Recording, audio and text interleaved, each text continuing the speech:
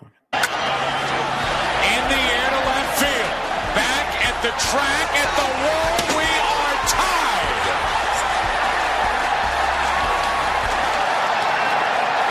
Look at this. He's slammed it forward. I don't believe it. I don't believe it. From dropping a big leg. Over for the cover. He got it. Unbelievable. High fly ball into right field. She is gone. Awesome. He got it. The starter. Mike Tyson in. Austin is the champion. Stone Cold. Stone Cold. Stone Cold. Now the 2-2. Well hit down the left field line. Way back in. Touch a ball, Drew. You'll never hit a bigger home run in your life. He puts that card on the wall. No! No! Don't do it!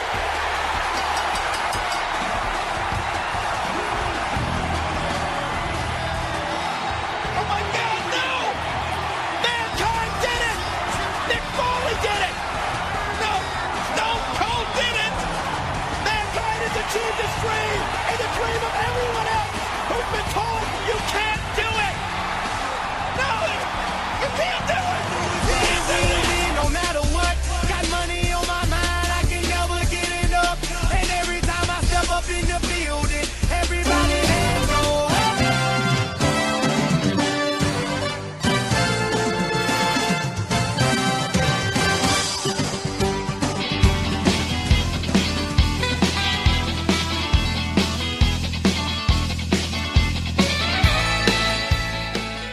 Wrestling Connection. Welcome to WWE WAR, Wrestling Above Replacement. I am JT, and joining me as always is my good buddy Marcus. And on this here show, we are taking you through the history of every WWE pay-per-view ever. And we're doing it in a seasonal format. We're stack ranking them all to determine which pay-per-view is the best of all time. This podcast is simulcast audio on all podcast applications, except for those jobbers over at Spotify, and video here on YouTube under the North South Connection YouTube channel. I implore you to watch this show over listening. I do think you get a little bit more out of it. There's some cool graphics. It helps you track the categories, a lot of numbers. Plus, as Marcus always says, all-time shirt podcast for sure. We always deliver. I got my WrestleMania New Orleans, wrong WrestleMania New Orleans, but WrestleMania New Orleans on for here tonight. Marcus has his sexy hot pink on. So if you're not watching, you're missing out. Got to commemorate our boy Dolph Ziggler this season. He's got the guns blazing too, so be sure to get in on that action. Like I mentioned, we're doing this on a seasonal format. That means we start with the pay-per-view following WrestleMania in any given calendar year and wrap with WrestleMania that following year. So the season that we're ending tonight started with Extreme Rules 2013 and ends tonight with WrestleMania 30. And then in 2 weeks, we'll be on to a brand new season somewhere along our timeline.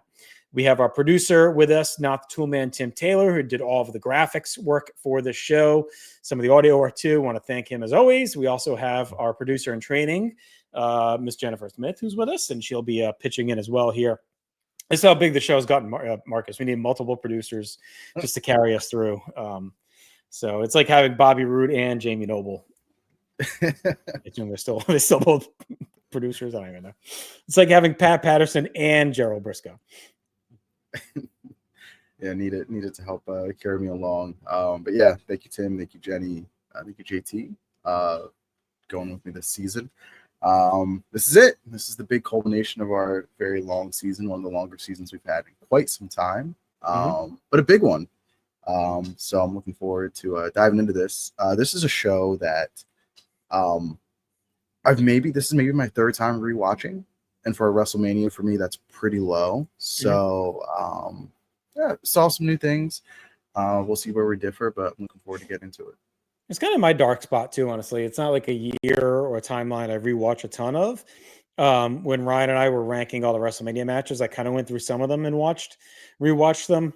But yeah, this is probably my first time rewatching the whole show, maybe ever, honestly, at least if not in a long time. So that was cool. And I think there's always part of me that, wishes it was kind of during the stretch of where we go to all of them. So I would have went, because I went to WrestleMania 29, but we still weren't quite there yet. We're like resource wise and family wise. It was easy to just like pack up and go. Not that it's easy now, but make it a little bit easier. You know, and then the next year was in California, so it was kind of a 2-year layoff before getting back. And then 32 kind of started my run of going to all of them. But yeah, this one definitely watching it live was like, oh man, talk about a show to go to. And but we did get a group together. We watched it at Boneheads, the legendary Boneheads. We got together, ate some wings, and watched it live with a group of fans. So that was at least an atmosphere. It wasn't just like watching it home alone. But so with all that said, before we dive into breaking down WrestleMania 30, and then later tonight we'll also be doing our season-ending awards, which are always fun as well. We're gonna go ahead and throw it over to our producer, not the toolman, Tim Taylor, to run down the awards. Run down the rules for this here show. Welcome to WWE WAR. I'm producer Tim. JT and Marcus have taken on the noble task of finding the true answer to the age-old question wrestling fans have debated for years. What is the greatest WWE pay-per-view of all time? To find the answer, WAR looks to explore each and every pay-per-view using a plus-minus scale at a baseline average, where things above average gain a point and things below average lose a point. WWE WAR grades on several categories, including match quality, build, commentary, atmosphere, notable moments, card structure, and rewatchability. The magic number to remember for WWE WAR is 2.5. That is the baseline number for an average replacement level match. Any grade higher or lower than 2.5 raises or lowers the average WAR score. For example, if JT and Marcus give a match a 3-star rating, then that match is 0.5 points above replacement. Add all of the totals up and you get your nice round number to give you your match quality grade. There's also a bonus. If there is a match that both JT and Marcus rate 4.25 or higher, or 0.75 or lower, that match gains or loses a point for either an all-time great match or an all-time bad match. By the time we're done, we will have composed the most comprehensive list ever for WWE pay-per-views to give you the answer of what is the greatest WWE pay-per-view of all time. Take it away, boys. Who will survive? Simon Cowell somewhere smiles upon us as we play his most famous song that he produced ever. I just assumed it was going to be the Linda McMahon version with no lyrics. That's why I did the wheelchair stand up, but it was the full ass music video. What I love too about that video is only one guy gets 2 verses in the lyrics. This is like Duggan, Brett, Nasty Boys. I think Savage is in there. The only guy who gets 2 verses was gone by that WrestleMania, and that's Big Boss Man. He's in both sections, and he's not even at that WrestleMania. He's gone in January. So. Do you think that was because he was like the best singer of the group that he got to? He doesn't sing. He just talks. None of them sing. Well, you think he had like the most like melodious voice? I guess, yeah. I don't know. Like, give Big Ray 2 verses here, or maybe they were like he's leaving anyways. The album, I feel like, always gets kind of lost to time because you always think of the wrestling album, you think of Pile Driver, and then the modern ones. But I feel like the WrestleMania of the album gets kind of forgotten. But I loved it. Like, my cousin bought it and then dubbed it onto a cassette. So I probably still have the cassette somewhere, WrestleMania the album, and I burned through that thing over and over and over again. And the music videos as well. So anyway, thank you, producer Tim, for that trip through time. Why don't we go ahead and dive in? We are covering WrestleMania 30 here tonight to wrap up the season. Let the good times roll. When I think of that, I think of the song, the classic song, but there's one wrestling-based piece of media that I think of specifically. Marcus, do you know what that is? It's really obscure, but you may know it. I don't. It is in Beyond the Mat when Mick Foley is walking with his kids and wife in the street looking like a slob with his white t-shirt, white button down, and they're playing Let the Good Times Roll as he's walking down the street. What a call. This podcast is the journey into the demented mind of 2 sick men. April 6, 2014, for the Mercedes-Benz Superdome in New Orleans, Louisiana. Attendance 75,167. And while WrestleMania 3 is infamously accused of having an exaggerated attendance, this Mania is hot on the heels, as the real attendance has been reported to be 60 to 65,000, not 75,000. So there you go. And like I said, this was definitely a well-built show. We've covered it throughout the season. We'll get into kind of the missing guys or pieces, right, that deserve to be there like we always do, and we'll see how it fits as a wrapper to the season itself. I think it's a pretty well-regarded Mania historically. I think any modern lists ranking the shows, like it's usually top 5-ish, top 6 in there somewhere these days. So let's see if it holds up, buddy. We're going to dive into our matches first. We had one pre-show match as Los Matadores took on the Real Americans, Rybaxel and the Usos for the tag. I did not know this match happened. I had no clue. I don't know if I even watched the pre-show. I have no fucking clue. But the Usos did retain the championship in 16 minutes. They did a fatal 4-way, so a pretty long pre-show match. Yeah, and cool for them to be. I wonder, like, with those dark matches and stuff, they're always like testing, the cameras and everything like that. So, I wonder if they went long because they were trying to make sure everything was right, because it's the first WrestleMania streamed on the network. Yeah, true. First on the network, yeah. Maybe they had to go long for that. But yeah, I have no recollection of this happening at all. No. Zero. So in the show itself, we have our usual commentary team. Pretty much the whole season, I think we've had them. Like, has there been any variance in Michael Cole, JBL, and Jerry the King Lawler? No. I think they've done every show, which is pretty wild. That's rare for a season for us to have the same team every pay-per-view. We may be wrong. There may be one in there, but I think you're right. I think it's been every single one that they've been on. This is a uniquely short card too, I think, for this era of Mania. Yeah. We're kind of coming off like jam a bunch of matches in, but we're right on the doorstep of like bloated Mania, which is like 32 on until COVID. So I feel like 30 and 31 are this weird kind of gap of like old school, but not old school where they had everyone on the card, but like maybe like the early 90s where it was like 8, 9, 10, where they kind of have like a tight 7, 8 match card with all the top stuff. It's buoyed by the fact that they do the big battle royal, obviously that gets everyone in there. So, but why don't we go to dive in? Let's get to our opener, which will feature Daniel Bryan taking on Triple H. And the stipulation here was Daniel Bryan needed to win this match to advance to be part of the main event, with Batista taking on Randy Orton later in the night. Triple H is like, there wasn't a spot for him on the line, right? I think it's only Daniel Bryan. Like, he wasn't going to be in the match if he won. I think it's just Bryan had to win.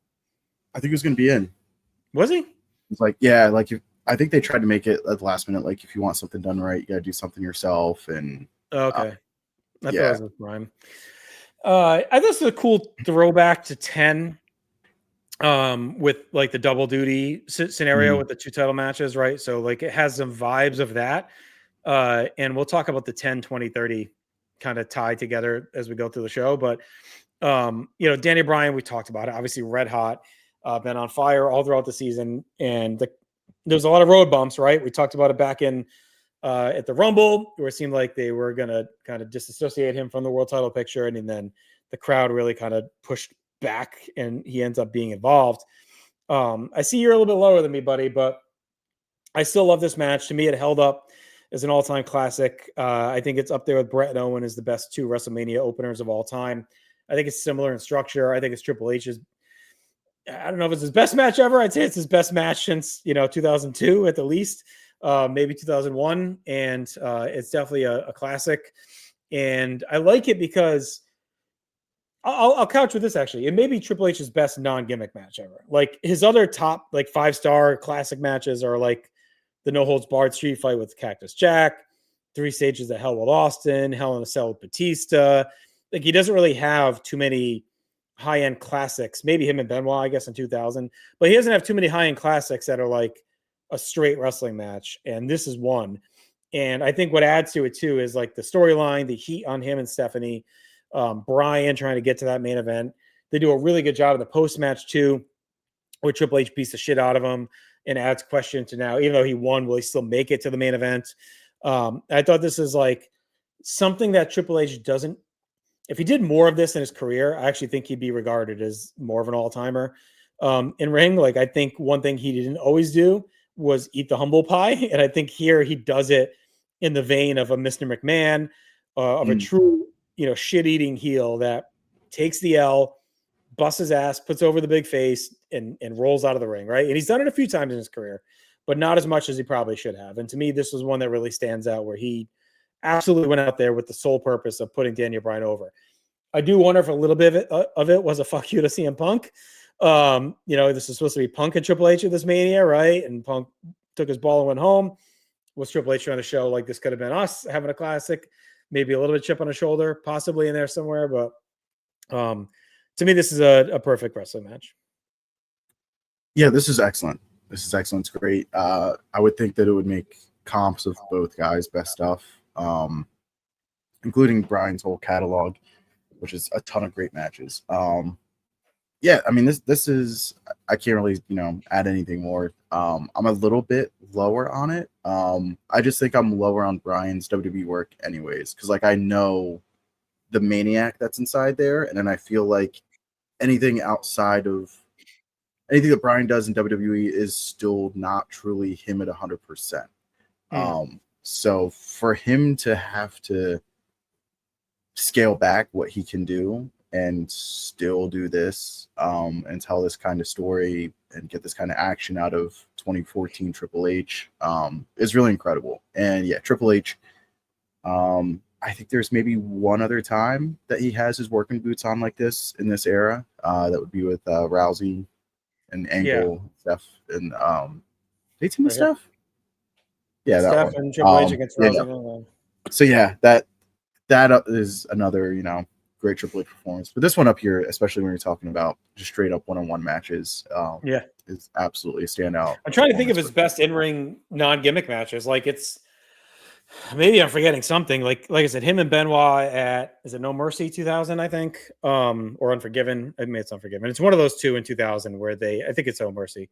They have an awesome match. It's like super stiff and bloody. Like that's really good. I don't know. Like I feel like everything else great. Maybe that one on Raw with Shawn, like December of 2003. Yeah, that's really good. But a lot of his other stuff is gimmick, like the ladder match at Rock. Yeah, the Iron Man cage match with Foley at SummerSlam, Iron Man match with Rock, Backlash 2000. Like that's pretty straightforward, I think. But I still think there's more brawling and weapons stuff in there. Yeah. But yeah, so I would say this is probably easily his best like non-gimmick match. If it may be his best match ever, but it's definitely non-gimmick division. It's definitely his best match ever. Absolutely. All right, what's next, bud? Next up, we got the Shield taking on the New Age Outlaws and Kane in a battle of eras, clash of eras, in 6-man tag action. This is a straight up Shield showcase squash. I went 3 1/4. I think it's awesome. I love how the Shield just absolutely runs through these old dudes. There's very little doubt at all in this matchup, especially coming off of the previous match, which was, including entrances and video packages and all that, well over 30 minutes. Getting this match in the ring and out of the ring and just kind of nonstop action straight into the point was 100% the right call. So 3 1/4 for me.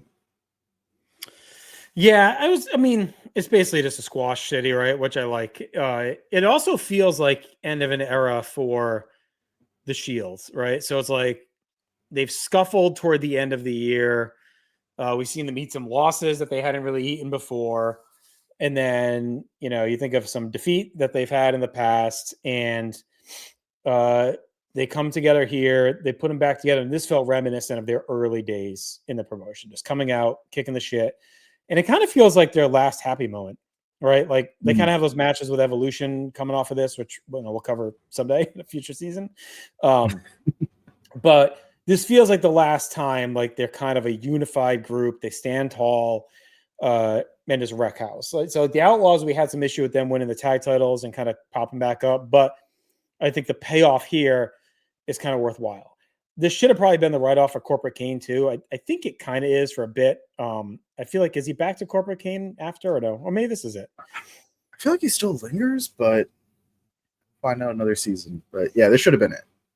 Yeah, it's a good finishing point for them. So I think in lieu of having anything bigger for them, this was as good as a kind of filler as you could get. And honestly, it's like the last time a major WWE pay-per-view is not built around one of the three of them. Maybe until today still. like I feel at least like one of them is a centerpiece of a pay-per-view from this show for the next 11 and a half years. Every pay-per-view is built around one of the three of them. And this is one where they're probably the last time that they're in any kind of forgettable position. So, all right. So I went a 2-star, just a squash. All right, let's go to match number 3. This is our Andre the Giant Memorial Battle Royal. I went 3 1/4, which usually Battle Royals, you kind of give the old Scott Keith NA, right? Sometimes they're hard to grade, or maybe a 2, 2.5 is a good Battle Royal. I'd argue this might be one of the best Battle Royals of all time. Like, again, not a bunkhouse or anything like that. They have a really cool, group of talent that's in there. Some really memorable spots. I like that it's early in the show. I feel like a pattern they fall into as they go along before the Andre gets moved to like the pre-show and then a SmackDown, is that they put him later in the night when the crowd is kind of tired and checked out of watching 20 guys to stand around the ring. I think having it early here helped a lot because the crowd is pretty engaged in it as a match. And there's some memorable stuff, and it's the first Andre the Giant Memorial Battle Royal. We should call that out, right? It's the first time they have the trophy out there and all that stuff. So I think that's a really cool touch.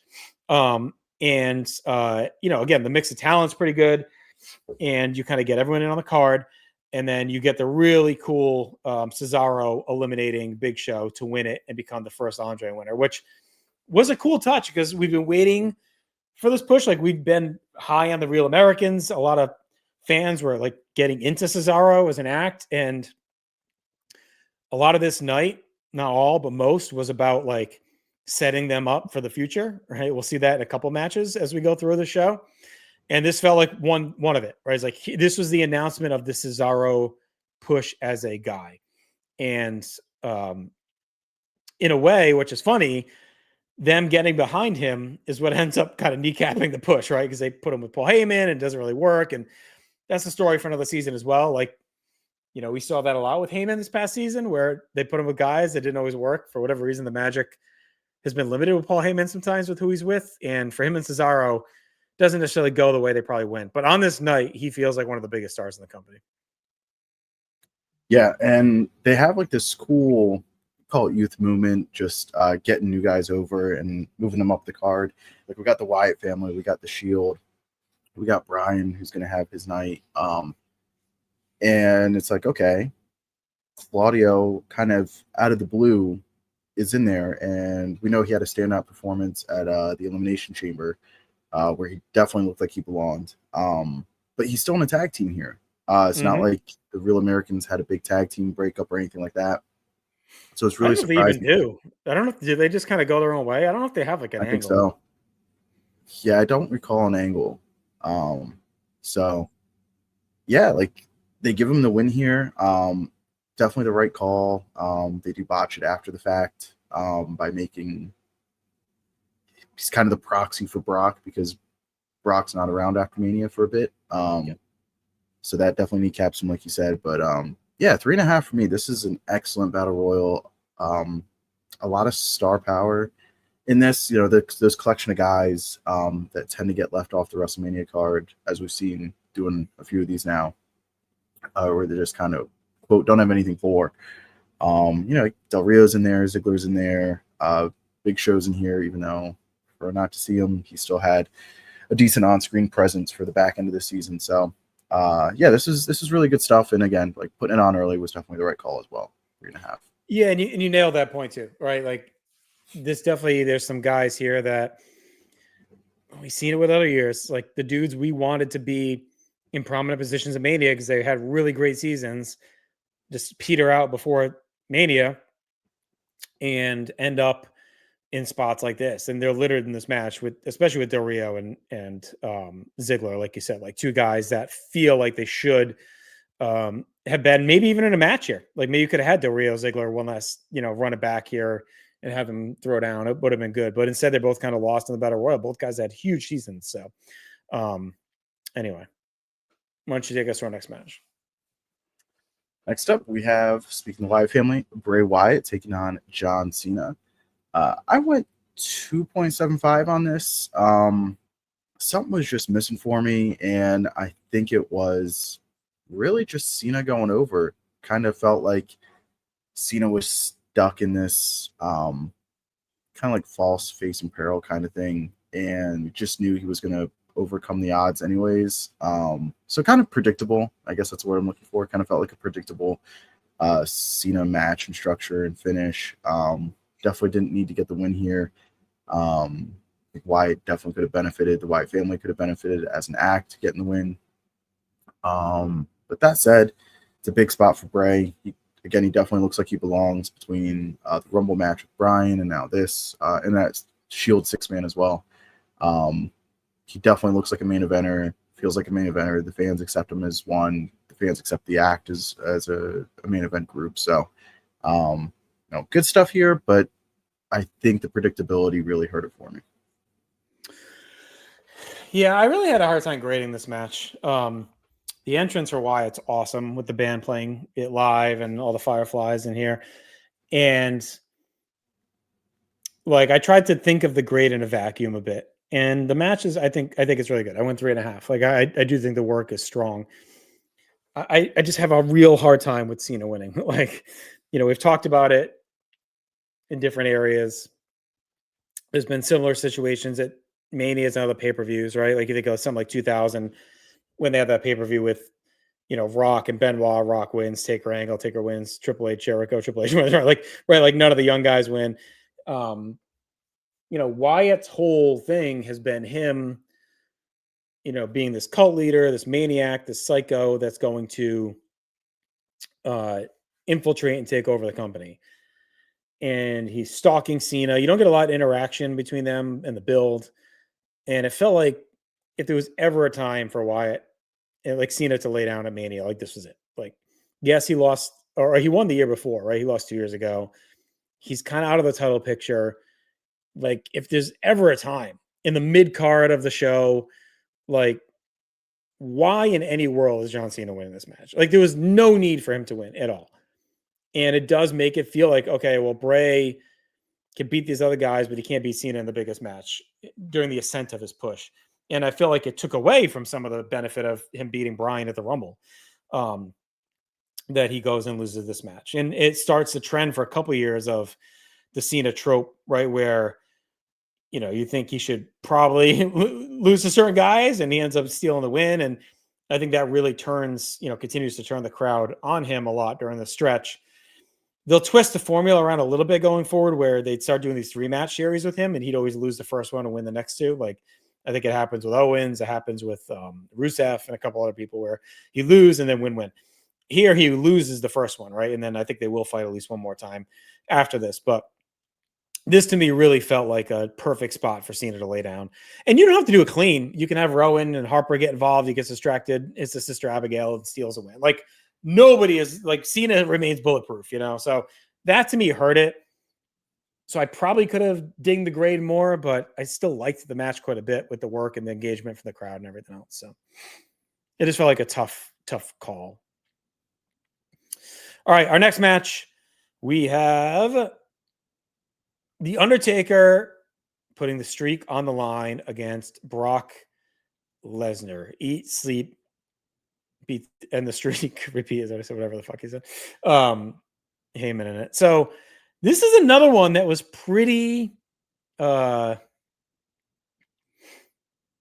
think of the word, controversial, I guess, going into it. On 2 levels. One was, we've talked about this a lot this season, right, Marcus, where it's like, we're wasting a Brock match on this. We're putting Brock here. And it kind of felt like it again. It's like, can Brock and Taker really have a great match? It feels like we could have Brock with someone else.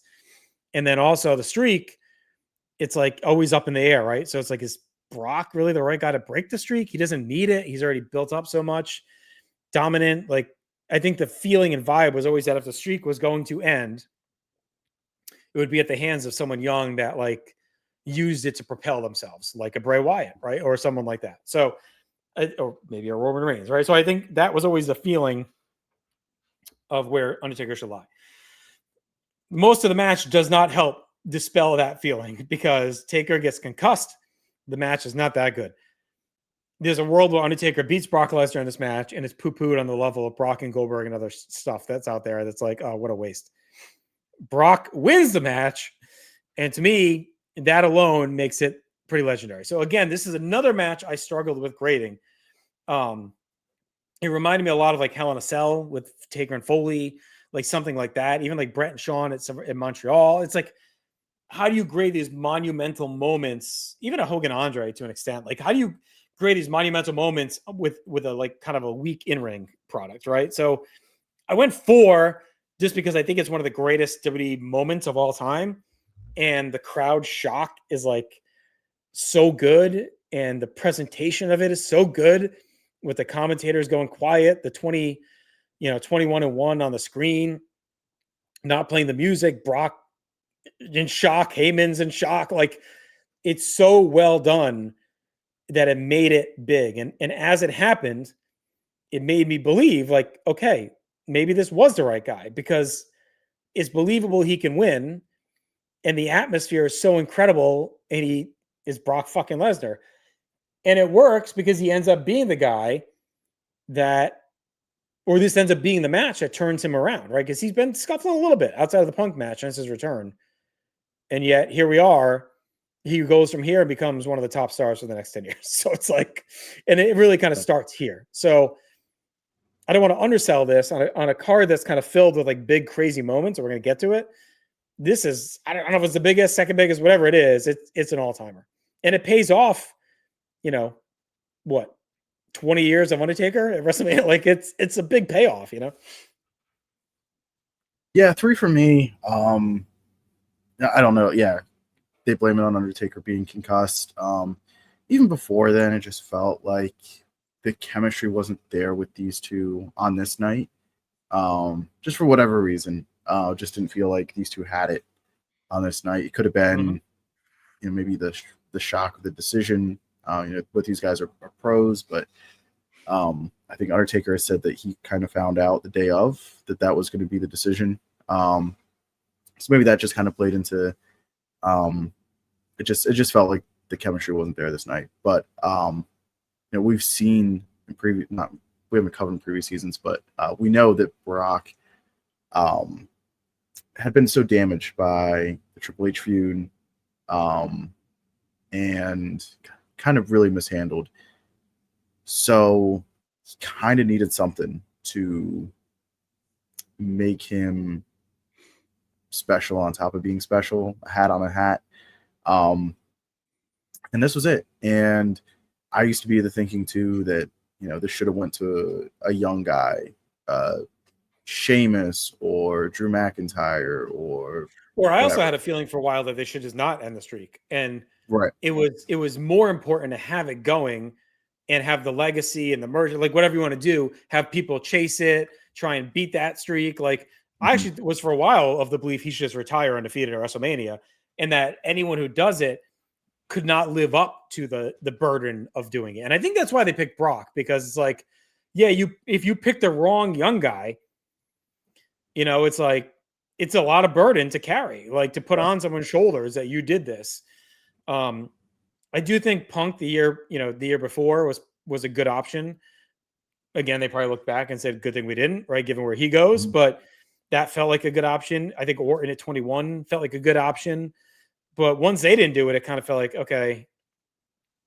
And remember, they were going to do it at 19. Remember, with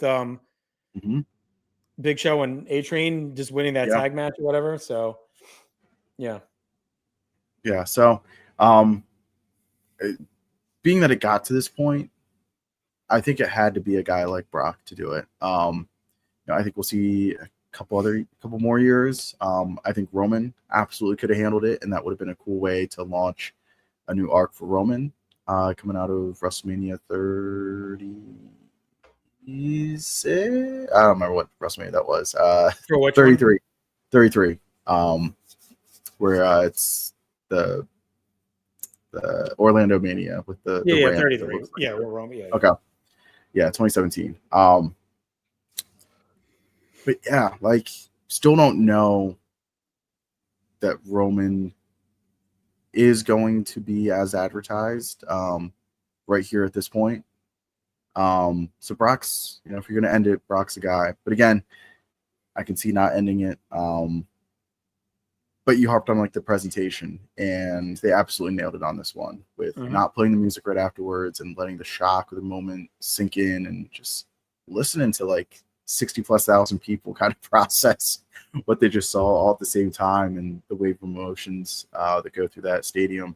is really cool. So it's an all-timer moment, but for the match, for me, it's a 3. All right, why don't you take us to our semi-main? We've got the Vicky Guerrero Divas Championship Invitational. This is pretty much everybody versus AJ, and AJ picks up the win still. I went 2.5.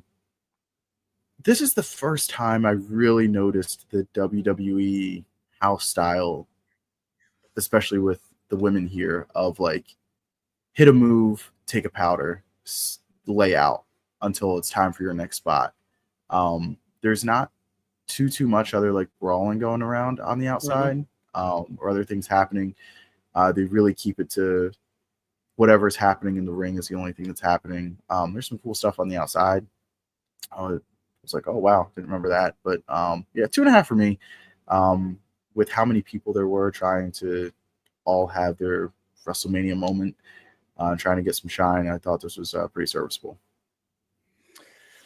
Yeah, it was fine. I went 1.5. I didn't get much out of it. It was just like the men's battle royal was a chance to get all the women on the roster, which I do appreciate because they've had a pretty good season. They've been featured on a lot of pay-per-views. They've had some heavy stories like with Caitlyn and AJ and everything. So I think it made sense to have them all here.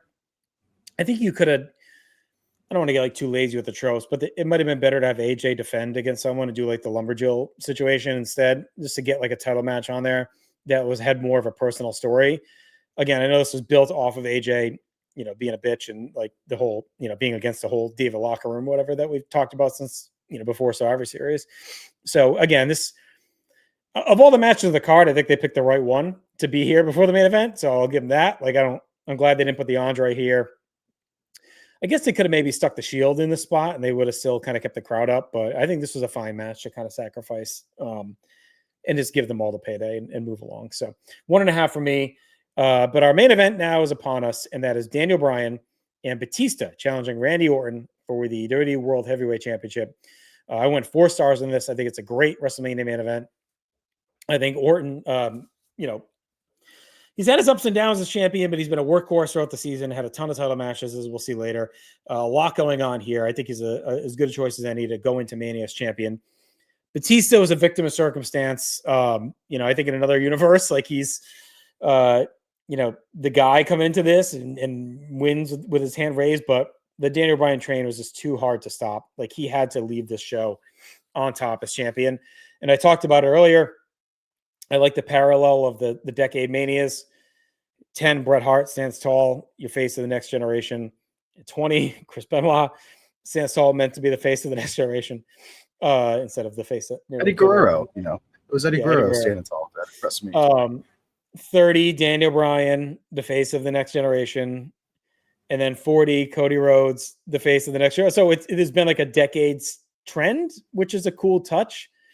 Various results, given who's involved, but they all felt like the nod, like a forgiving nod to fans each time. Like 10 was like, Brett, we fucked you at 9. We stalled you out. Here's your moment. Benoit, we kind of made you work for it. We didn't do it maybe when you came in 2000 when you were red hot. Triple H had a lot of sins to pay for in 2003. Here's the mea culpa for the fans. 30, very similar. We've covered it. Even 40, here's the makeup for Cody losing at 39 and stalling at us. But like, so it always feels like we end these decade manias with like, sorry fans, here's what you wanted. And we end that with Bryan. Of course, Wrestlemania, super mega over. The crowd losing their shit. Like Chad always tells me about this mania, like being there live was like the closest to like your team winning a championship and being there live. Like everyone was going crazy. It was a party atmosphere, losing it for Bryan. I think Triple H and Batista and Orton do a great job in the match with the teases into the finish. And I think Bryan goes over strong, and it's the perfect close to a really good, strong mania. Yes, the thing, Bryan goes over strong. This isn't like he squeaks out a win or fluke or anything like that. Like you're going to do it, you put the guy over. Orton's an absolute pro here, as is Batista. Not ideal circumstances, but these guys go out there and they give Bryan and the fans just a super rewarding match. It's exactly what it should have been. I couldn't possibly think of having a knock against it. for my speed, for what I would have liked, like I would have been curious in Batista versus Orton. Would the match been good? No. But Batista's not there yet. We saw it in February. Yeah. Like his win isn't there, and he has some great stuff with the Evolution tags. But again, that's like a 6-man where he's getting kind of hidden a little bit, Yeah. So this was just the right call, and whether this was the plan for a while or whenever it became the plan, I think going back to Elimination Chamber, it kind of seemed like that was the plan, was to get to this because they end the show with Bryan and Orton. And Batista's nowhere to be found. He's not being talked about. They're still talking about Bryan and Orton. So it felt like this was the end game for at least a couple months. They had been feuding forever. So you kind of needed to pay it off here. It's what WrestleMania 15 would have been if they paid off Foley, if they did the Foley Rock Austin triple threat, right? That's really interesting. Yeah. That's a great comp. Absolutely. I like to that Triple H and Steph get involved, like to pay them off even at the end of the night, because it leads you to think they're going to screw them, right? So that was cool too. So, all right, so there's our in-ring scores. That gives us a total WAR score of 6.25. Pretty strong in-ring pay-per-view on the higher end of like really, really good. All right, let's get to our build. We talked about it's a well-built show. Danny O'Brien and the fans force him into the focal point of WrestleMania, get the yes movement, pays off the full authority storyline since August. So +3, it's an all-time build since SummerSlam to here. A point for the Shield turning on Kane and the authority and officially turns face for the first time. AJ Lee still at war with the Divas and Vicky Guerrero, and then Batista pivoting to a new true shade of gray, I should say, away from what he had been before. So there's your pros. Marcus, do you want to hit the cons? Absolutely. We got Bryan paired with Wyatt and out of the world title picture until forced back into it. We get no personal issues baked into the Andre the Giant Memorial chocolate trophy. We get the Bray Wyatt stalking Cena, but no real build besides some threats and some mystical visuals with the one attack. Pretty lazy build there. Lesnar and Taker don't have a real build besides Heyman issuing the challenge and one fight, which was pretty awesome on Raw. And then Batista's planned run gets flushed hard. So. All right, so that gives us a build score of 1. So I mentioned well built, but I guess there's some negatives baked in there as well. All right, let's get over to commentary then. And here's our pros. The announcers start hot. They get the tuxes on, talking about 30 years of Mania, why Hulk Hogan is the host is perfect. We didn't talk about that opening segment, by the way, to the matches. We'll get into that. Really good storytelling in working with Triple H beating up Bryan's arm. A point for JBL saying 100 years worth of powerbomb. There goes the Attitude Era when the Shield finish off the Outlaws and Kane. Like, I think that's cool when he says that. Just two old men. Attitude Era is over. The year, era of Bryan is in. Good job hyping the streak, the laundry list of challengers as we go through the match. I thought the silence when Brock wins is perfect. They let the moment hang. They didn't stomp all over it. They just let everything sit and soak in. And then a point for Cole, who just nails a closing stretch in Bryan's win in the main event. I thought he was really, really good. Kind of gets his moment out there as the voice of that call. And and it makes me wish that like they hadn't always done like Cole was kind of the antagonist for Bryan on commentary. Would have made it a little bit more, but. We'll get into the cons here. We get the absurd forced talking points that Triple H is some crazy heavy favorite. In the opener, that Bryan can only win. I hated that. Yeah, that sucked. Like they really went in hard on that. Like the heavy favorite, Bryan said, no, like this guy was just world champion. Like we've seen him fight all the time. Like why is he like some super underdog in this match? Yeah, they act like he can't win a match. JBL way too over the top, burying Bryan, calling him a garden gnome, farm animal, just too much. We get Cole calling Bryan win one of the greatest upsets in WWE history. Again, a little bit silly, considering that Bryan's been challenging and champion twice so far this season. We get the JBL yuck hour during this night. Obsessing over WrestleMania moment. The last time JBL yuck. Yeah. I think it's been a negative on every pay-per-view. Yeah. Obsessing over the WrestleMania moment, constantly shouting to overemphasize moments. It's real heavy here. Went -2 for that. And Cole suddenly Bryan's biggest supporter years and years and years after being his biggest detractor, without any acknowledgement with that. So that gives us a total commentary for -1. -1. Right in their wheelhouse. You know, they delivered. It's like they've been right around 0, -1 all season. So there's some good, but then there's some bad. All right, let's get over to Atmosphere. Here's where we're going to make our money for sure. So here are all of our pros for Atmosphere, and there are a lot. We had a great opening video leading into Bourbon Street and the jazz scene, WrestleMania history, tonight's show. They do a really good job setting the stage. A great set that captures the fun vibe and size of the show as well. So good there. We did the +3 for the big pops for Austin, Rock, and Hogan. So the show opens, very memorable moment. Hulk Hogan's the host. He comes out, does the Silverdome, Superdome botch. Then you have Austin come out, Rock come out, the three of them together, the three icons in the ring. We talked about this, I think, previously on here, that we were surprised the Hogan stuff had already happened. I think the sex tape stuff, but it still feels like maybe one of the last times he was still kind of cheered and put over, like before it gets kind of ugly for him in the coming years. This feels like one of the kind of the last few times where maybe he's given this amount of reverence kind of across the board. Of course, Austin and Rock, rib him with the Silverdome stuff too. That's an iconic moment, but the crowd is like losing their shit for these guys.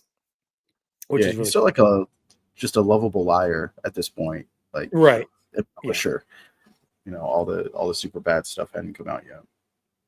So 3 for that. A point for the pop for Brian's entrances. Both were great. A point for the pop for Brian beating Triple H. A point for the crowd bringing back the Fandango during the Andre the Giant Battle Royal. We haven't seen it for a lot of the season, but they go ahead and do it, and they're singing along. A point for the big pop when Cesaro wins the Andre.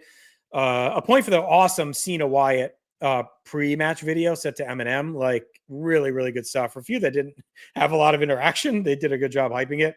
The point for Wyatt's entrance, you have the live bands, you have the voodoo vibes mixed into it, the fireflies, like, just looked awesome. A point for the crowd swaying and singing "He's Got the Whole World at His Hands" for Bray. That was goosebumps. +3, of course, the crowd silence and the shock when Lesnar wins. No music, just an all-time moment. You get the fan, the infamous guy with the glasses that's sitting with his mouth open. Just a really cool vibe for a true shock in wrestling. A point for Undertaker's entrance. A point for the live performance of Voices for Randy Orton. Kind of gets lost in all the hoo-ha of the show, but that was cool. Of course, a +3 for the Yes celebration, an all-time closing Mania moment. Maybe I don't know, with Cody, up there with Cody at 40, like one of the greatest closing Mania celebrations of all time. Probably put 4 up there with the Mega Powers and Elizabeth, but it's definitely pretty high on Mania closing moments. A point for the Hollywood Dave Spotlight on Me style entrance. A point for the Shield entrance with the cool gas masks on as they come through the crowd. And finally, a point for the Authority screw job of Brian attempt as the crowd kind of comes up getting a little bit nervous. This in the total, I just want to call it out. That was 23 pros for Atmosphere, which is super high. Not a surprise at all, given how engaged this crowd was throughout the show. But why don't you hit the cons? Yeah, the crowd's awesome. Let's hit the cons. Crowd not happy. Hogan calls hit the Silverdome twice. The crowd is pretty dead for the New Age Outlaws and their whole act there. The crowd buzz is pretty low for the Shield after their face turn. You think it'd be a little bit hotter. Hostile crowd for Cena again. We talked about it. When does Cena kind of lose the audience? It's here during this run, probably post SummerSlam. He really starts losing the crowd. The crowd's checked out after Cena wins clean. Crowd snoozes during Lesnar Taker. A sluggish match again. Million different reasons. The crowd flat for the Divas in the death slot. And then the Punk chants getting splattered throughout the main event. Yeah, kind of let it go. But that's a big war score, Marcus, for Atmosphere. You're going to really help carry the load. And that is a score of 15. So, all right. Big. All right, let's get to moments. Another one that's going to have a lot cooking here. It is the first WrestleMania and official pay-per-view on WWE Network. So that's a 3. That's an all-timer. That's a big one. Big deal. A point for the Silverdome. That becomes an iconic inside joke. He's roasted by Austin Rock on the spot. It kind of becomes a thing. So I think it's an all-time moment. A point for another great music video on a night full of them is the Monster video for Daniel Bryan. That's kind of a legendary wrestling video. A point for Charlotte Flair, Alexa Bliss, and Sasha Banks. They're part of Hunter's entrance in the opener with the, wearing the kind of, I guess, Roman skeleton vibe that he's got going on. Yeah, the goddess vibe. So they're brought up from NXT. Those are his chicks down in NXT, that he's been working with. So he brings them up for this moment, get exposed. A point for the New Age Outlaws, first WrestleMania as a team since 1999 and their last ever. So kind of a footnote for them. It is a point for the Shield. It is their first final WrestleMania match, I should say, as a unit. So this is it. A point for the first ever Andre the Giant Battle Royal. A point for Cesaro winning the Battle Royal. A point for the all-time Hall of Fame class for a major WrestleMania. Like, we've had some big Mania classes. I think 20 is obviously a big one as well. But this class is definitely up there with a lot of legendary stars, and at least some cool moments backstage. I was trying to find the full class. I want to pull it out really quick because it's a pretty loaded one. They really did it up for this one. All right, so WrestleMania 30. The year before too. Yeah, the year before was a big one. That was the only Hall of Fame I've gone. Oh, actually, no, I've been to a couple. That was one of them. So we had Carlos Colon, Jake the Snake Roberts, Lita, Paul Bearer, Razor.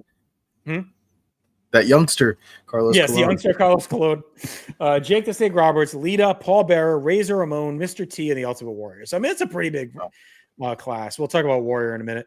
Right now, actually, I went plus. We went plus 3 because to me, you hear about all like the different Catholic mysteries and mysteries over time, the pyramids, and different things that the Grand Canyon that confound humanity. This to me is the greatest mystery known to man, and that is the Ultimate Warrior. After 8 years of animosity and hatred of the company, and queer and don't make the world go around, and everything else awful that he did and said, they bring him back. He does his figure, whatever the fuck he does, gets his wife a job, gets in the Hall of Fame, comes out of WrestleMania, shakes the ropes, comes out on Raw, says he's going to die, and then dies the next day. Like, it is, I still can't fucking get over it. Like, this man could have died 2 days before. He could have died a week later. He dies the day after Raw when he said he's going to die. I still remember where I was when that Triple H tweet came out, RIP Ultimate Warrior. I was like, what the fuck is he talking about? He was just on TV the day before for the first time ever in forever. How is this possible? I don't get it. It's the equivalent of Ruth pointing to left field and calling a shot. It's like he died in the ring. It's like, oh, well, he took a hard blow and he died. That's why. But it's like, how does this man's heart give out after? It's like you waited for him to come back. It's like, people wait. Oh, they wait for their family to get there. And then they pass. It's so fucking weird. It is so fucking weird. I think it's one of the greatest mysteries ever. Like, I don't understand it. I can't reconcile it in my head.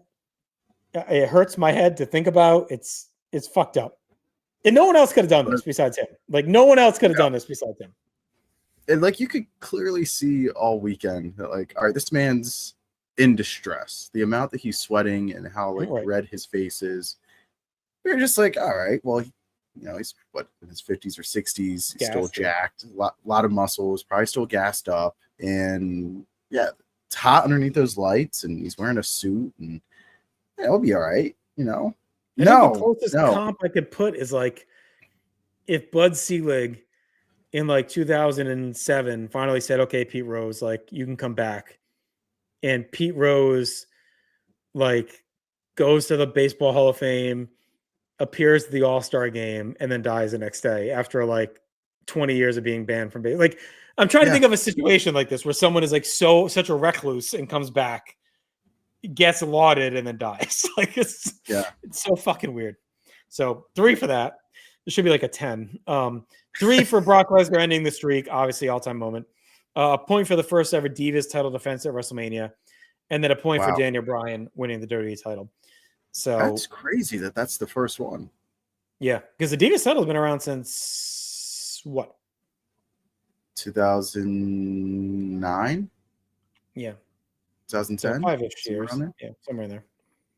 So there you go. All right, what do we got for cons? All right, we got, after being so over for a chunk of the season, my boy Ziggler, what a collapse. It ends in a forgettable Andre the Giant Battle Royal elimination from Del Rio. One last FU from Del Rio. Dude, a political hit of the ages that we've seen this season. Wyatt's first loss at the time when he most needed to win. So -2 there. Del Rio, Sheamus, Ziggler, Mysterio all left with nothing to do, all tossed in Battle Royal. And then not getting Evolution exploding was something that they had really built up to and had just completely shifted, which I understand everybody wants Brian there, but you've invested all this time, a good amount of time, calling back on your history as a company, which is something they did not do at the time with Evolution. And it's just kind of a casualty of war just to get the title on Brian. So especially with the network having launched, you could show all that footage, you know. Yeah, it's the right thing to do, but at the same time, it kind of came at a price abandoning that. So that gives us a WAR score of 14. So atmosphere and notable moments, definitely, that's massive. And in ring, you can see where this Mania is headed, where the show's headed on our list, just based on this. All right, let's get to card structure. This tends to be a spot where some shows can fall apart. Let's see if WrestleMania 30 can carry that. So we get an all-time WrestleMania moment starting with the biggest stars in history. That's a +3. That's a great way to start this Mania. Couldn't have asked for anything more perfect. A good setup to have Brian open and earn his slot. You know, his shoulder gets injured, you put him in doubt all show long. A point for the Shield destroying the old men. Oh, it's perfect booking. A point for having the Andre early. We talked about this. You know, the crowd is up instead of filling a spot late in the show. A point for all the big matches, getting a lot of time to tell their story. Again, we didn't bog this card down with 9-10 matches, all the big ones. And they kept the other junk short. They kept the Divas title short. They kept the New Age Outlaws short. They really focused the time on the big matches. A point for some of the legends, front row for the main event was cool. You had Bruno Sammartino, Harley Race, Bob Backlund, Dusty Rhodes, Stu Hart. Not Stu Hart. Bret Hart. Was that Bret? That was Bret, yeah. Dude, Jesus Christ. Stu was long gone at this point, 10 years probably. And then a point for ending the show with Brian over the streak. Both worthy, but the right call. The streak could have been a show ender easily, but you had to go out with Brian in WrestleMania for sure. All right. Get into our cons here. We've got the whole approach of Wyatt psyching out Cena and playing mind games. It fails as soon as he loses. So he kind of loses all of his power right from the jump as a character. Only 2 title matches for WrestleMania. That's real low. We get the Divas title and then the World. On paper, Lesnar was a weird choice. No clear benefit to winning. Felt like another wasted Lesnar match in the moment. We get AJ Lee should have defended the title in a personal battle, some story.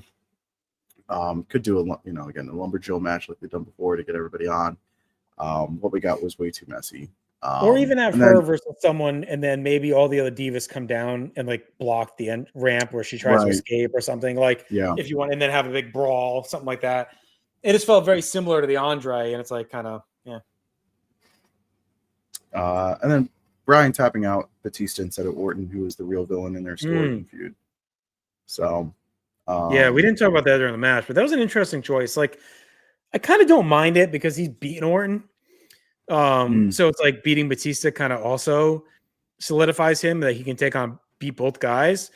But it did feel like Orton was the one that should have jobbed to him. He was the real villain throughout the whole time. So yeah. And then you would have beaten Triple H and Orton. But I guess you can at least say he beat all of Evolution now because he beat Triple H earlier in the night, beat Orton in the fall, and beat Batista here. So yeah. And we know they love their rematches. So I don't know if some of the thinking was not have Orton involved in the decision so that he has a gripe so that you can run back Orton and Brian again. But yeah. All right, so the score for card structure 4, so not bad because again a lot of times you get in the negatives on card structure and it can drag things down. All right, rewatchability, we have a point for the opening segment, all-timer. A point for a classic Stephanie McMahon look, one of her best with the leather and the braid and all that. A point for Daniel Bryan's pedigree kick out. was a really cool moment. A point for the Shields, triple powerbomb on the Outlaws. A point for the Legends doing the Slam City figures vignette with Danny Davis, the ref. You know, we talked about it earlier, kind of with the cool Hall of Fame class and some of the Legends they have on hand. And they usually do this at Manias of this era where they would kind of throw all the Legends backstage for a funny bit. And we get a cool one here. Thought it said it in here somewhere who was in there, but anyway, it was a fun moment. Danny Davis is the referee. And they, it was Duggan, Slaughter, Steamboat, DiBiase, and Ron Simmons with Danny Davis. And then they also do, I guess we'll talk about it. I think it's in here somewhere. Let's see real quick. Yeah, we do. Okay, so we'll get to a second. Then we get Kofi Kingston avoids elimination with his feet on the steps. Kind of a classic Kofi moment, something you usually get in the Rumble. A point for Cesaro. That's me. Cesaro slamming Big Show over the top rope. A point for Brock Lesnar ending the streak. A point for a really cool moment backstage. Mean Gene, might be his last Mania appearance, I think. I think he passed away pretty soon after this. Oh, I know they do Legends House right after this, so he's around for that. I don't know if he's at the next Mania, though. He's backstage with Hogan, Mr. T, Piper, Orndorff, and Pat Patterson. Kind of a cool touch where Piper is like forced to shake hands with everyone, even though he's miserable about it. So a nice little callback to WrestleMania 1. +2 for Brian's title win, eminently rewatchable. A point for Brian's tope into Hunter, Steph, and Scott Armstrong at ringside. Nice callback, too, with Armstrong. He's been part of this feud. And then a point for the Batista Bomb RKO combo on Brian through the table was a really cool bump in the main event. Yeah, that spot's an all-timer too. It's really sick. It's like a video game finish. Can't believe they did it in real life. Our cons for rewatchability, we got Cena beating Wyatt clean with an AA. Cena suddenly has a conscience to play dirty after nearly murdering guys like Edge, Umaga, and Orton for years. Yeah, now JBL on that as well. Yeah. I don't want to be too aggressive now. Undertaker's concussion alters and slows down the match. Really into the all-time finish. Undertaker's tan is unsettling. It's way too we get the injury fake out. We get the injury fake out. It's overdone. Kills the flow of the main event some after Triple H and Steph shook it up too. Yeah, they didn't need to do it. It was obvious he wasn't going to really leave with an injury. They already did. I think the Triple H fake out was enough. Like with him coming down, that's enough angst right there. Like you didn't need to also do the no one's ever actually been carried out and not come back in that situation. So it was pretty obvious. Yeah. And then all the Hogan love is tough in retrospect. Again, so this is before, still a year before all this stuff about Hogan comes out. So, I'm happy to be as negative on Bad Terry as possible, but felt like this was probably just the fairest way to go about it, just addressing it with a ding here in retrospect. Yeah, I think so. All right, so that for rewatchability gives a score of 7, so strong there. All-time matches, I believe we had 1, which is crazy. You feel like it'd be more, but it's 1. But it was a strong in-ring card overall. And that gives us a final total WAR score for this show of 47.25, which makes it now, Marcus, our 3rd show of all time on our list. High praise. I thought it was one that had potential to maybe get closer to 1. I think actually what ends up hurting it is the short card. like it has so many moments and atmosphere. It's crazy. I think if there's a couple more matches, a little bit more going on, it may climb even more. There's not a lot of negatives in there, but there's so many. There's not a ton of moments, but the moments are all timers. So they all got +3, +2 because it's like that opening segment, Daniel Bryan, both Daniel Bryans, the streak, Cesaro. It's like everything is like a big fucking deal on this show. They really did a nice job of making this like a monumental all-time pay-per-view. And I think going in, I would have guessed it'd be a top 5. Not a shock to me at all that it's top 3. And that is out of 141 total shows that we've done so far. So that's pretty high. So I guess, Tim, what are we doing first? Is there our top 10 or are we going to get to our year-end awards here? All right, top 10, Marcus, let's do it. Number 10. All right. SummerSlam 2001 at 39. Number 9, the SummerSlam 2015 with a 39.25. Number 8 is WrestleMania 7 at 39.5. Number 7, Vengeance 2005 with a 41. Number 6 all time, SummerSlam 1990 at 42. Number 5, Royal Rumble 2002 with a 44. Number 4, SummerSlam 2005 at 46.5. At number 3, our newest addition to the top 10, WrestleMania 30 with a 47.25. Our second show of all time and our best WrestleMania to date right now is WrestleMania 22 at 56.5. And our undisputed number 1 King of the Hill is ECW One Night Stand 2005 with a plus 79. So yeah, I thought this one maybe had a chance, but I think it's another one now that's knocked off the list of like potential shows that could contend for that. This one didn't, so we'll see. I don't think too many people on a normal list would have 22 over 30, but in our world, it just reconciles there.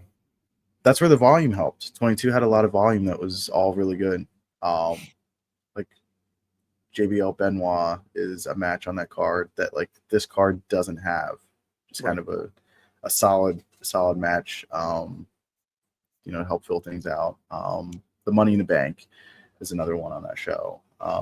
Trish and Mickey, there's just kind of more things. That's just a stacked card. Yeah. SummerSlam 1992 was bumped out of the top 10, so that's what bumps down to 11 now to make room for WrestleMania. So, all right, so that'll do it for this season from a pay-per-view standpoint. Let's quickly get through our year-end awards though, and see who the standouts were. I think no surprise here, probably that Daniel Bryan's our MVP. We'll talk about a guy that probably was the runner-up, but Bryan, he loses a lot, he gets screwed a lot. But those losses are all within the storyline of him making his climb and ascension. Now, whether it was meant to end here with this match or not, or it was meant to end with him fighting Sheamus, whatever it is, the story of the season is him starts as a tag team, works his way up, becomes a world champion, gets screwed by the Authority, and has to cobble his way back up to this closing WrestleMania moment. He's got two, for me anyway, 2 5-star matches at the 2 biggest shows of the year, plus a world title win on top of it, 2 world title wins on top of it, plus all the stuff with Orton, just like a lot of classic stuff from him. Yeah, incredible season for my boy D-Bry. What do you think of the stretch? You think of him, and the way we do it helps, because if you were just doing 2014, he probably isn't the choice because he gets hurt the next month. So like. But doing the seasonal format, you get a full 12 months of him being like a top guy pretty much. So it really is like the best way to recognize him during this run. All right. Next, we have our Silver Slugger. This is the best in-ring performer of the season. Not a guy you would think of, but he sneaks in on our minimum. I think you need, what do we say? You have to have at least, is it 2 matches, 3 matches? I forget what the minimum is, but Christian just sneaks in and has an average match score of 4.29.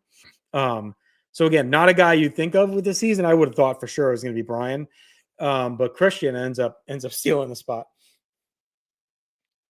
A good nod, a really good nod. He's always solid, more than solid. I'm glad this is it for him, really, right? I mean, this is requirement. Pretty much his career for the most part. So yeah.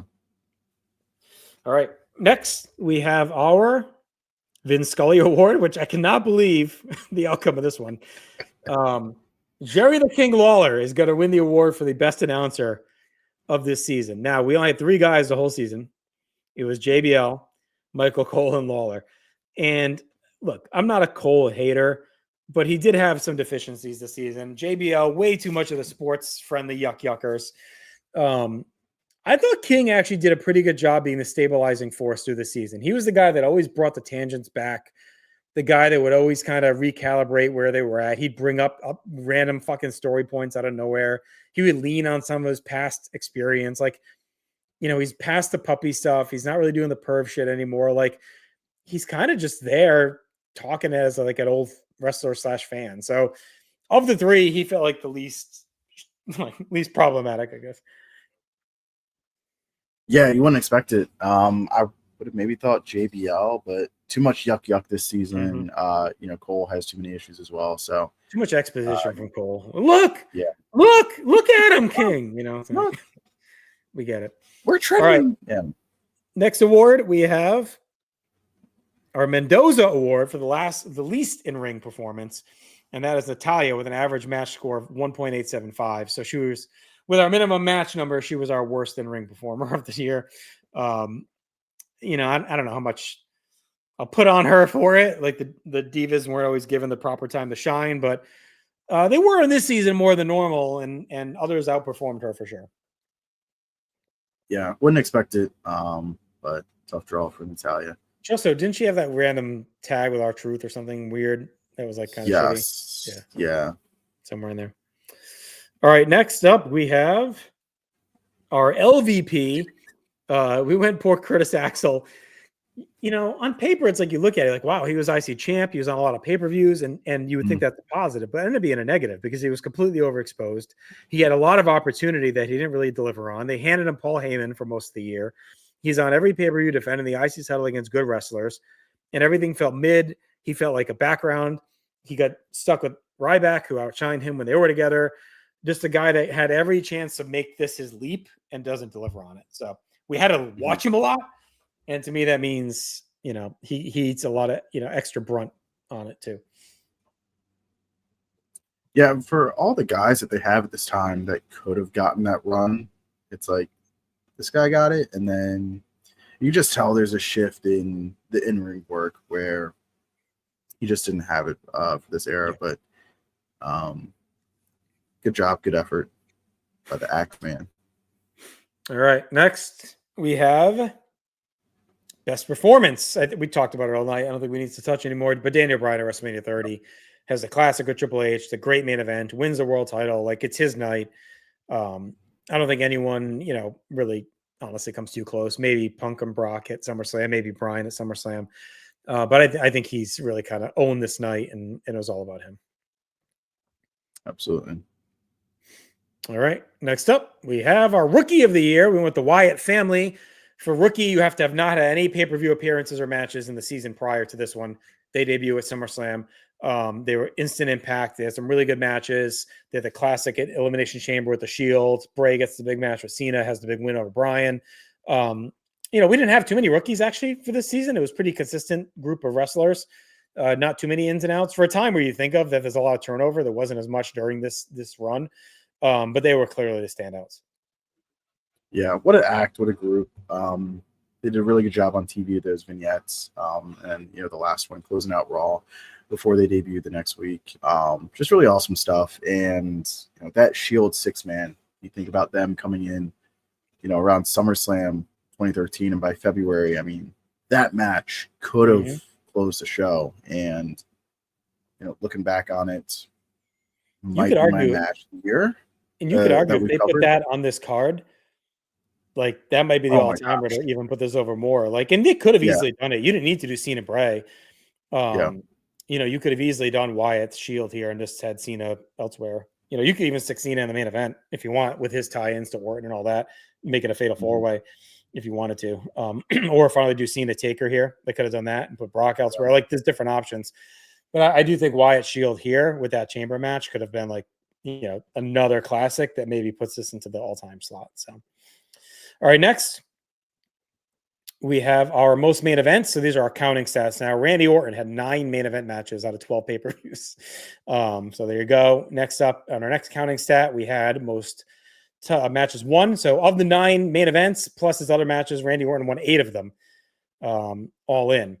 Our next counting stat is most title matches, Randy Orton again. So 9 main events, 8 wins, 10 title matches in this season of 12 pay-per-views, which is nuts. And then our next counting stat is most matches lost. And it is our MVP, Daniel Bryan, who lost 8 matches. So it's kind of a weird anomaly. It's, you know, maybe inverse of what you would think it would be, not intuitive, where Bryan loses all these matches. Orton has all these wins, all these title matches. But when you just look at the results, Orton's in-ring scores are just a little bit lower. Bryan's best stuff was when he's not with Orton. It's like, and Bryan's highs are higher than Orton. So it's like Orton was solid and strong, but given some of the other opportunities, the Cena matches don't really deliver. The Big Show match was not good. So it's like, you know, Bryan's just brings more to the table overall. Yeah. You can see why, like, even, you know, with the losses, why he's still in that position nonstop in main event matches and top of the card. Just incredible output all season from my boy D. Bry. All right, next we have our best crowd. We're going to go with WrestleMania. Don't want to be slaves to the moment, but I mean, the crowd's insane at this show. All the live entrances, they're so into Bryan, the Taker moment, like even Cesaro, the Hogan stuff at the beginning, like they are just nuclear pretty much the whole night. Yeah. For whatever reason, I'm like not a huge fan of New Orleans WrestleManias. But looking back and watching this one, it was like, okay, this one was actually pretty lit. This crowd was electric. So I may be conflating the two New Orleans WrestleManias, or do we have 3 now? You're getting stared down by Jenny Hart right now, by the way. Yeah, sorry. I think it's only 2. I think it's a 30 and 34. Yeah. Oh yeah, because they lost the other one, right? Next year, yeah. Saudi Arabia. Oh, Vegas took it actually. So. Yeah.